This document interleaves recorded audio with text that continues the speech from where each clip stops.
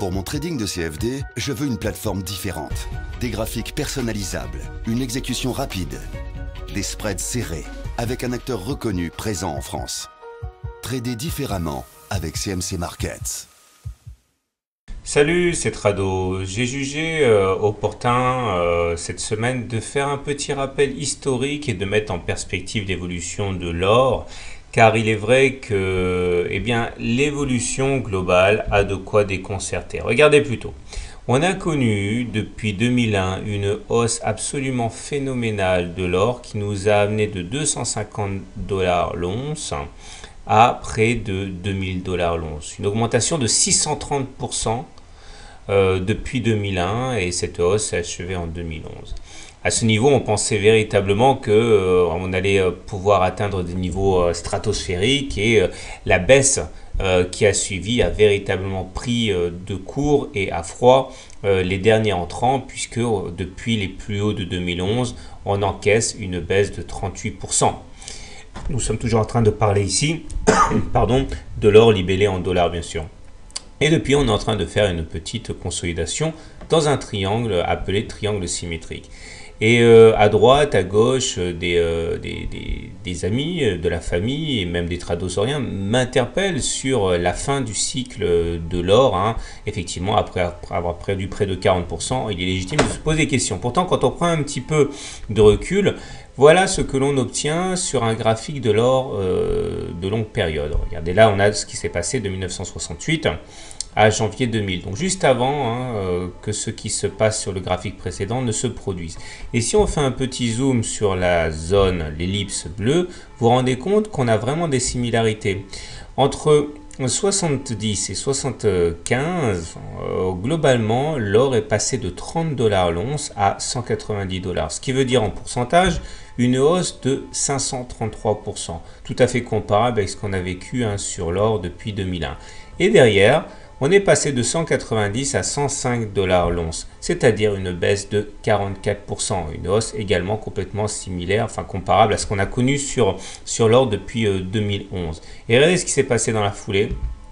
Eh bien, on a eu une hausse encore plus importante, cette fois-ci stratosphérique véritablement. Regardez comme la hausse a été parabolique, de 670%. Ce que je voudrais simplement signifier ici, c'est que si on remet en perspective de graphique historique avec ce qui se passe globalement sur l'or actuellement, vous voyez bien qu'on est tout à fait dans un schéma assez classique qui laisse la porte ouverte à une explosion haussière de l'or. Alors, bien sûr, je ne suis pas en train de vous recommander d'en acheter, ce n'est pas mon travail de faire des recommandations, mais en tout cas, ce que vous ne pouvez pas dire, c'est que la baisse de 40% à laquelle on a assisté depuis 2011 signe le glas de la tendance haussière de l'or. Je pense que ce serait méconnaître donc l'histoire. Surtout que regardez cette belle formation de consolidation dans un triangle symétrique.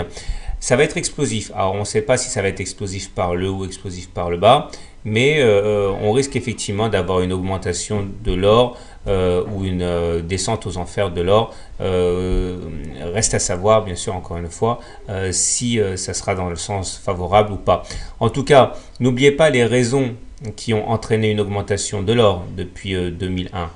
La création monétaire, l'augmentation de la demande de la part notamment des pays émergents et qui doivent faire face à une montée des classes moyennes et à côté de ça une offre de plus en plus à la traîne pour fournir cette demande. Donc voilà, sachez que ce à quoi on assiste depuis 2011 n'est absolument pas suffisant pour qu'on puisse conclure à une fin du cycle haussier de l'or. Voilà, je vous souhaite une bonne semaine.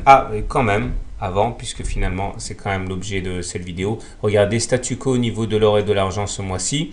Au niveau de l'argent, enfin hebdomadaire, on est en train de prendre appui sur un support assez important, la zone ici en gris, qui joue un rôle de support significatif maintenant depuis 2013. Cette zone n'a jamais été cassée en clôture et on a tendance à rebondir effectivement dessus, c'est du moins ce qui s'est passé depuis quelques mois. On est également en train de prendre appui et de rebondir sur la Tenkan ici et la Kijun, donc ça c'est positif. Je vous rappelle qu'on est toujours en train de payer le prix fort pour avoir osé se confronter à la super trend ici, au super trend qui nous avait renvoyé déjà dans les cordes ici. Et donc là, finalement, la sanction a été la même. Et au niveau de l'or,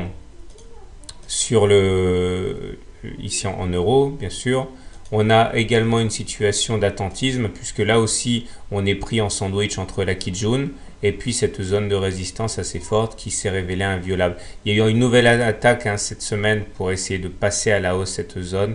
Elle n'a pas été couronnée de succès. C'est le moins qu'on puisse dire. Voilà, je vous souhaite une bonne semaine, de bons trades et je vous dis à la semaine prochaine pour la mise à jour.